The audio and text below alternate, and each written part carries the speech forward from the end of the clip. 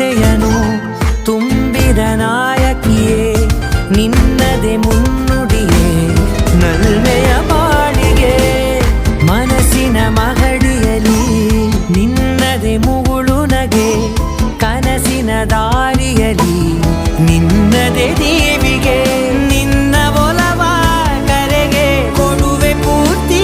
ಸಮಯ ನನ್ನ ಕೊರಳ ಬಳಸಿ ಹೇಳು ಎಲ್ಲ ವಿಷಯ ನನ್ನಯ ಕೋಪ ನನ್ನಯ ತಾಳ್ಮೆ ಎಲ್ಲ ನಿನ್ನ ವಶವೇ ಗೆಳತಿ ಕಾಯುವೆ ನಾನು ರೆಪ್ಪೆಯ ಹಾಗೆ